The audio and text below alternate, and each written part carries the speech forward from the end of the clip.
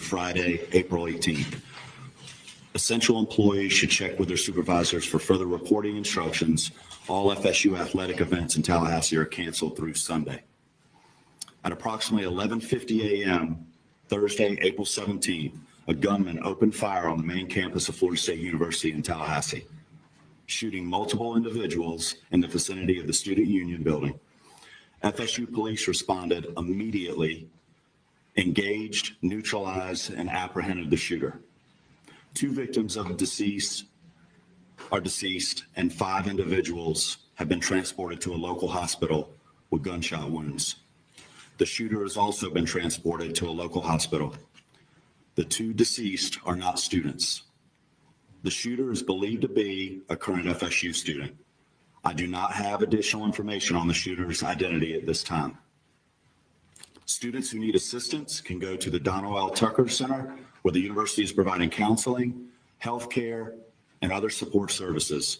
Family members are also able to go to the Tucker Center for assistance. Students, faculty, and staff are asked to call their loved ones as soon as possible to update them on their status. The student union and the surrounding area is still considered an active crime scene. Individuals should avoid the area. Students should not return to the student union to retrieve personal property at this time. Students may return to their residence halls, but they should otherwise stay indoors on main campus to allow first responders and university staff to do their jobs and respond to those needing assistance. Students may depart campus for the weekend. All classes have been canceled through Friday.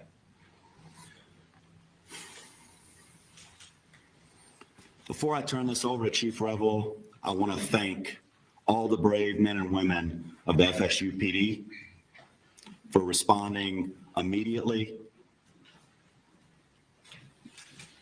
to the scene. I also want to thank the responding agencies who have provided assistance to FSU today big time, including the Tallahassee Police Department, the Leon County Sheriff's Office, the Florida Highway Patrol, Leon County Emergency Medical Services, FDLE, and all other responding agencies today. We really appreciate your support. That's all the information I have at this time. We'll have additional update for you later today. Chief Revel. Good afternoon. I am Chief Revel with the Tallahassee Police Department. As the shooting occurred today, our officers, as well as every single other officer in this city and county, responded immediately to this scene. Once on scene and once we began working through what was occurring and what we were working in consultation with FSU, Tallahassee Police Department was asked to take lead on this. So we will be the lead for this investigation in both the officer involved shooting portion of this as well as the homicide portion of this. I will come up after the last speaker and entertain just a few questions, but needless to say, we have multiple crime scenes. This is a very large area we're covering. We have thousands, hundreds of thousands, or hundreds or thousands of witnesses. And again, this is an active, ongoing investigation. So the information that we will be allowed to release right now may be fairly limited. I'll answer what I can at that time. But I will assure you that as soon as we can, any information that becomes available, we will make that available to you. One of the things in the process, and again, understand that this is an ongoing active investigation. So things are happening as we are standing here and as we are speaking. We have identified the shooter, obviously. He's at the hospital. So with more on that, I'm going to allow the sheriff to come up and speak on that portion of it. Thank you, Chief. As Chief Revel indicated, I'm Walt McNeil, Leon County Sheriff. First and foremost, let me express our gratitude to the responding law enforcement agencies in this community. Our citizens should feel some degree of comfort knowing that your law enforcement agencies are going to respond and do exactly what we did in this case, that is bring the offender to justice and to make sure that we do what we can to make sure we lock him or her up. Let me say to you, this is obviously a heinous crime. Our deepest condolences go out to the FSU family, the families of the students who are here. And we understand that you all have been devastated because of this person's actions. The question as it relates to who is the shooter is 20-year-old Phoenix Eichner. And he's a son of a Leon County Sheriff deputy. Our deputy Eichner, has been with the Leon County Sheriff's Office for over 18 years. She has a tremendous job that she's done. Her service to this community has been exceptional. Unfortunately, her son had access to one of her weapons, and that was one of the weapons that was found at the scene. And we are continuing the investigation into how that weapon was used and what other weapons perhaps he may have had access to. The alleged shooter was also a long-standing member of the Leon County Sheriff's Office Citizen Advisory or Youth Advisory Council. So he has been steeped in the Leon County Sheriff's Office family, engaged in a number of training programs that we have. So it's not a surprise to us that he had access to weapons. This event is tragic in more ways than you people in the audience could ever fathom from a law enforcement perspective. But I will tell you this, we will make sure that we do everything we can to prosecute and make sure that we send a message to folks that this will never be tolerated here in Leon County, and I dare say across this state and across this nation. Thank you. Let me bring up the FBI Assistant Special Agent in charge, Hubert Reynolds.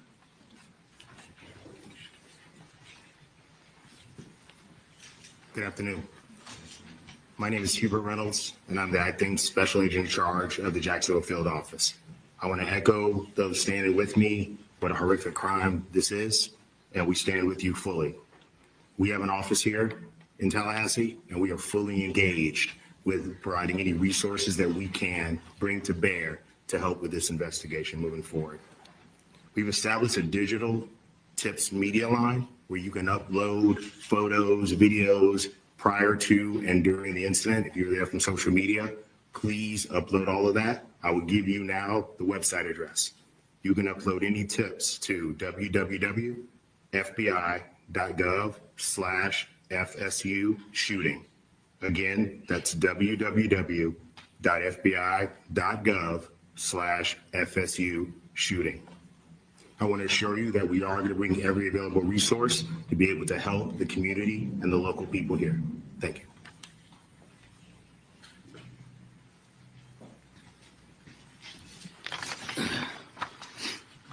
Good afternoon, everyone. I'm Richard McCullough, Rick McCullough, president of Florida State University. This is a tragic day for Florida State University. We're absolutely heartbroken by the violence that occurred on our campus earlier today. 2 have died. 5 other innocents are being treated for their injuries. We're working to support the victims, their families, and everyone affected by this traumatic event. I just returned from the hospital. The First Lady and I met some of our students who are the victims. Our hearts go out to our students and the victims of this terrible tragedy. I have to say that our law enforcement, our FSU police officers, absolute heroes in this regard. The call went out, someone called it in, and immediately they responded to the scene and immediately neutralized the suspect and prevented this from being a bigger tragedy. I want to thank them so much for what they do to try to keep our students safe. I want to thank all the law enforcement partners, FSU Police, Tallahassee Police, Leon County Sheriff's Department, Florida Highway Patrol, and Florida Department Law Enforcement, and all other responding agencies for their rapid and courageous response. I want to thank everybody that came out to visit with the students and to help us and to be here today for this press conference. And I appreciate so much the support that you're all providing to our university and to our students. We're fully cooperating with the investigation, and we defer to law enforcement as they continue their work. I'd also like to thank all the healthcare providers at Tallahassee Memorial Hospital. They're treating and providing outstanding care to our victims. Right now, our top priority is safety and well-being for all the people and our campus. As it was said, classes are canceled. The main campus today and tomorrow and all FSU athletics events on Tallahassee are canceled through Sunday. We also want to tell you that counseling and psychological services are available to students, faculty, and staff, and anyone that needs that should call 850-644-2003. We're also providing support for faculty and staff through our employee assistance program. And so if you need any help, please reach out. We'll continue to communicate with the campus community as we know more. This is a deeply emotional time, but we're all here to support each other. We're going to do everything we can to support our community. We're a strong and united community. We're family. And so we'll take care of all of you.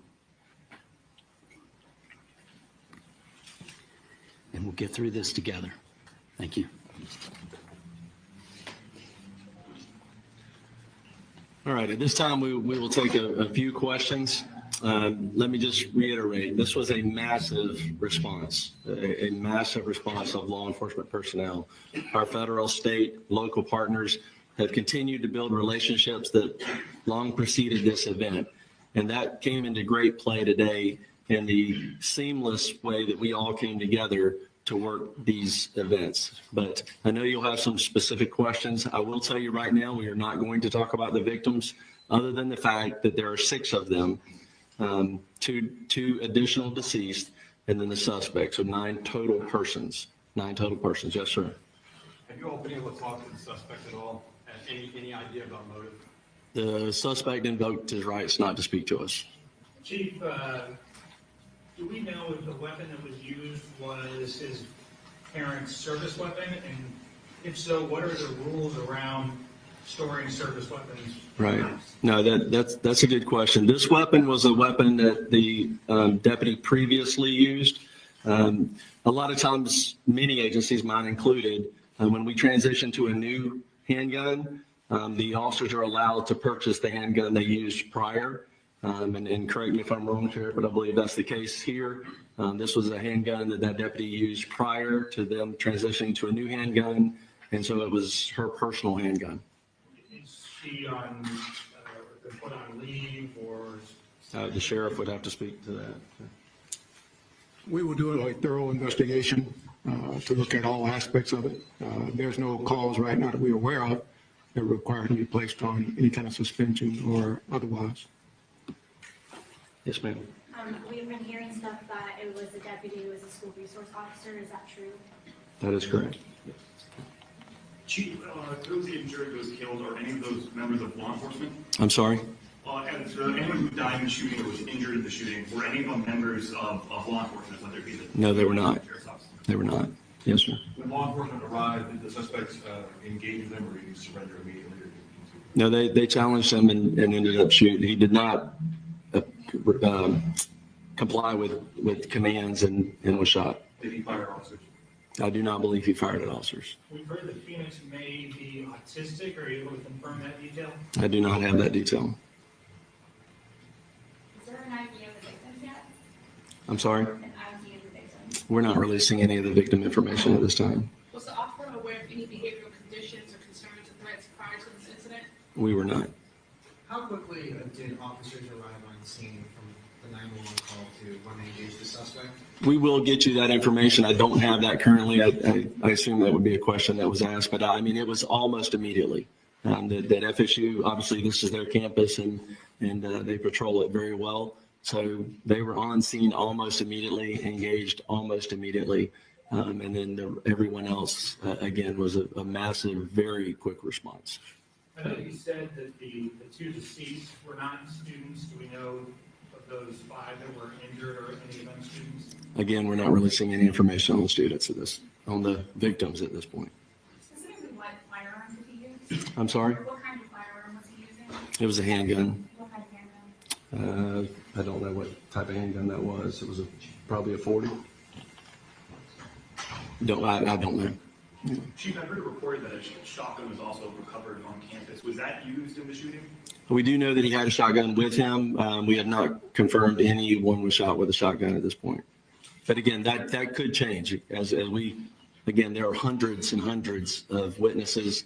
And as we piece all of this back together, information will come to light that we may not have at this point. So I do not believe so at this point. We'll take one more question. Do we know how many shots? Radio dispatch or any logs be released in the near future? I'm sorry, say again. Will there be any body cam footage or radio dispatch logs or incident reports being released anytime soon? We will work with the state attorney's office, which we always do, in pulling together all the information, all the investigative evidence from this case, and then collaboration with State Attorney Campbell, we will make that determination. Obviously, after the case is over, we will certainly, it all becomes available at that point. But as to what we can and will release at that point, like I said before, we're very open, transparent on these things. Again, the officers did an incredible job. But again, some of this is very horrific. This is a horrific incident. And so we will, again, collaborate with the state attorney's office and determine which of that evidence could be released or will not be released. But again, I will let you know that as soon as we make that determination. So thank you all very much. Appreciate you being here. And just let me reiterate what's already been said. The collaboration between all of the agencies, the federal, the state, the local, all of our first responders, our EMS personnel, our fire department, again, just a massive response, immediate treatment to the victims that were there, the transport of them. Again, it was a very seamless response to this tragedy. And that goes to the training that we all do repeatedly, individually as agencies and together. The incident command came together very, very quickly. And again, I could not be more proud of the response and more horrified at the act. So thank you very much. Can you please just real quick verify again one more time the number of people injured and dead? Our number was 8. I heard you say 9. Sure. Total number of 9, and that includes the suspect. So there are 6 victims that are injured, 2 victims that are dead, and 1 suspect. And that's, let me just reiterate this because I'm not sure we said this. We have no reason to believe at this point that he did not act alone. So there is no further threat to our community at this point. So thank you very much.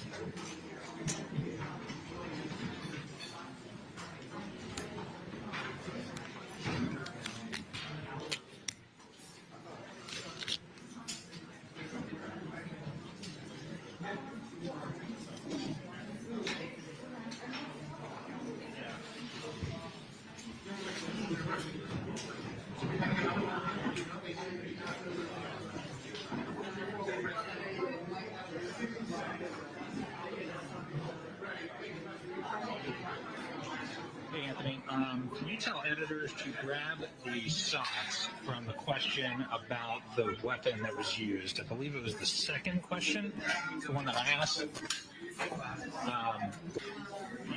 I guess promise I'm kind of going to have to go off the dome just because there's 10 minutes before 5. And kind of go through my notes in terms of what happened. The one that he talks about was for service fund.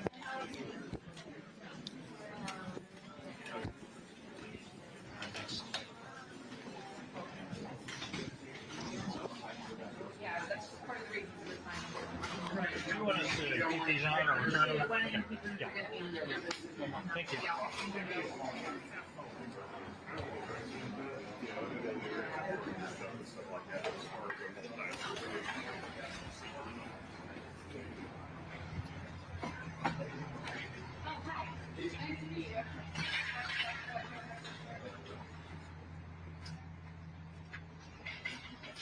Now,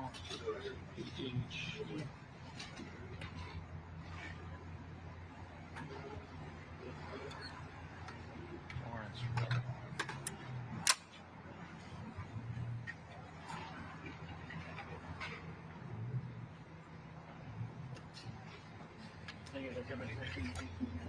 Want to do it right in front of the trash can?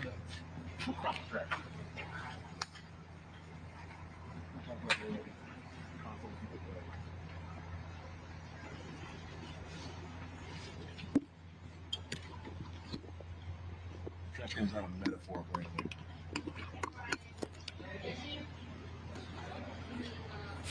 I mean, yeah. What I'm going to say would be exactly what I would say at 5 then, because I got no time to write. So, I mean, I'm just going to be going off my notes. So, do you want me to go like back here or something?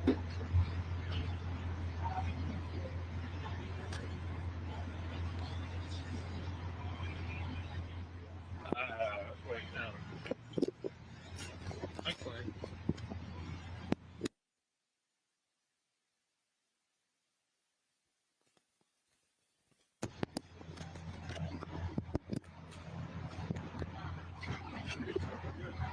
Okay.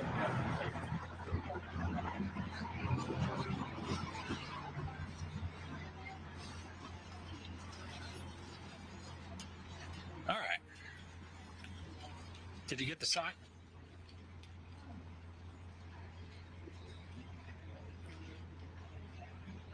Editors are cutting that scene. It might come in. Keep an eye out for it.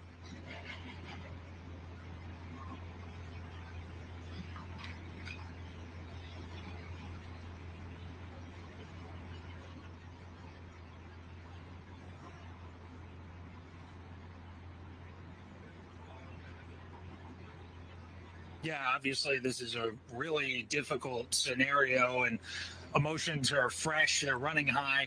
At this point, we know there are 2 people who were deceased, killed by, or allegedly killed by the shooter, or suspected shooter, I should say. Those 2 deceased individuals were not students. We know 5 people are in the hospital on top of that.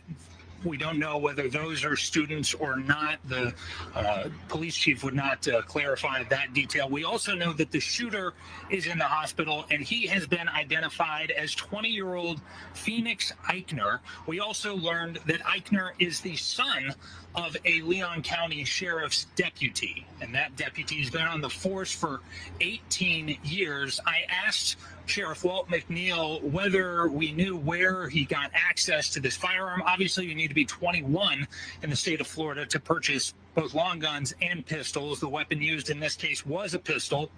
I asked whether we knew how he got a hold of that, and I was told that this was one of his parents' weapons, one of his parents' firearms.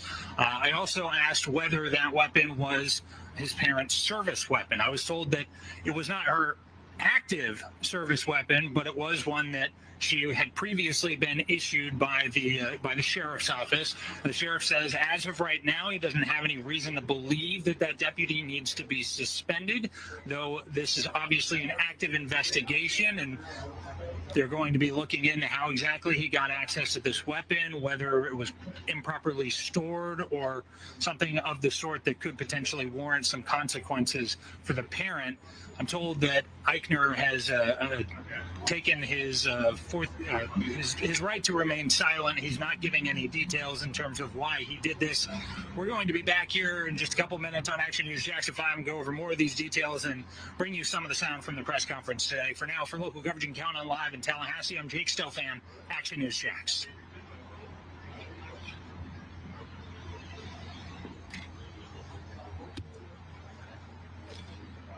I heard.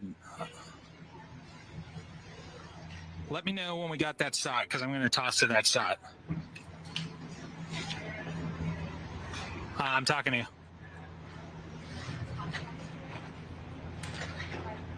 It's the sound where he talks about it being the parent's previous service weapon. He kind of explained that she bought the gun back and all that.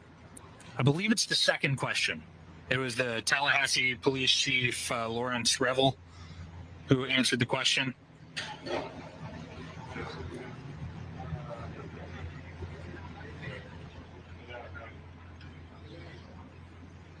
Great. Just use that whole soundbite. If you can include the question, great. I don't know if you'll be able to hear it, but.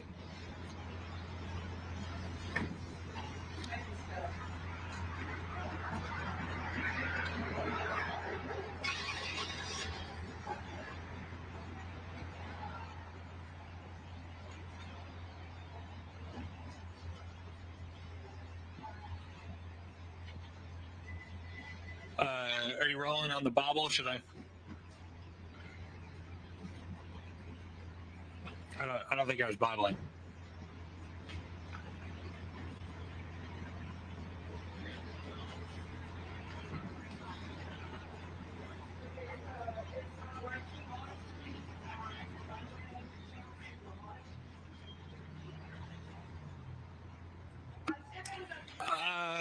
Yeah, if you want to toss up scene video or whatever, I mean, I'm probably not going to be referencing a lot of that. I'm going to be trying to go through the new details that came out. So, yeah, I mean, if you want to just do that so I can look down and kind of go straight off my notes.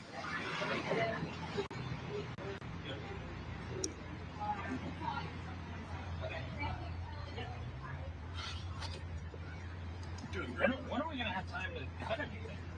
Or is it just going to be basically talk back there and stuff until we get off? Going live every 30 minutes, I'm not going to have time to write a package. I'm fine with that, but it's kind of a situation we're in.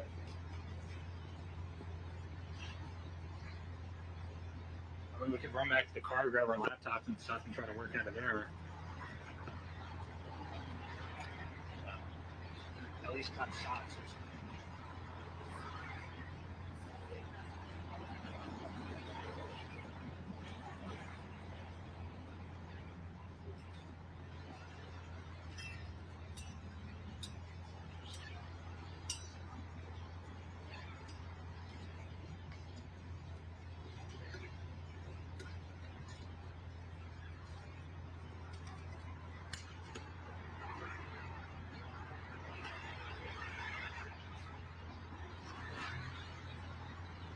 Just give me a cue if you guys do pull up VO to let me know and I can look down and start working off notes.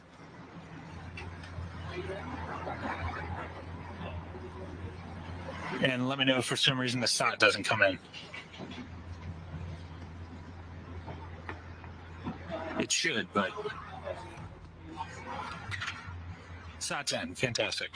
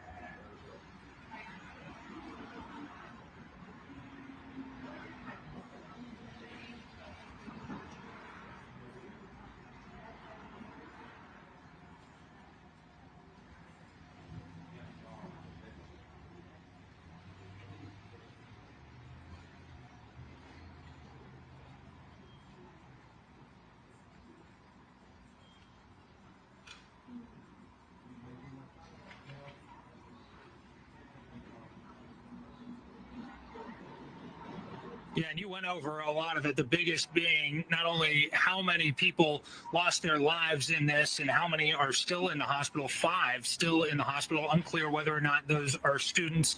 And of course, the shooter is also in the hospital, but the alleged shooter's name, Phoenix Eichner, and the fact that he is the son of a Leon County Sheriff's deputy. Now, Eichner was not only the son of a law enforcement officer, but he also served on the Leon County Sheriff's Office Youth Advisory Council. So he was well known to law enforcement officers, and Sheriff Walt McNeil made it clear that he obviously had access to firearms. And we learned that the firearm used in this case belonged to his law enforcement officer parents, and that weapon was previously issued to them as their agency weapon, though it wasn't their active agency weapon. They had purchased it when the department was going through some changes in their gear. Now I asked about this, and that's when the Tallahassee Police Department Chief Lawrence Revel made it clear that this shooter, who is believed to be an FSU student, did obtain this weapon from their parent, and it was their parents' service weapon.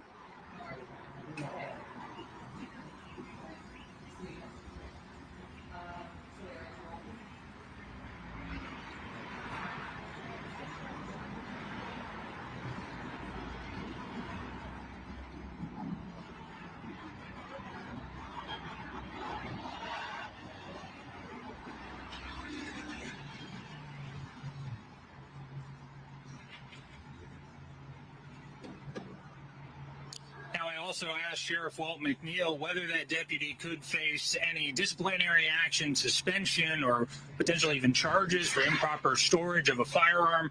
He said early indications are there's no information that suggests that those consequences should be levied on the deputy, who's an 18-year veteran of the force. But obviously, this is still early on in the investigation. There's still a lot more information that needs to come to light, and we know that the alleged shooter is not talking. He's taken the fifth and has declined to speak with investigators. So we're going to be out here tonight into tomorrow, bringing you constant updates as we learn more about this tragic situation that's unfolded here on the FSU campus. For local coverage you can count on live in Tallahassee, I'm Jake Stofan, Action News Jax.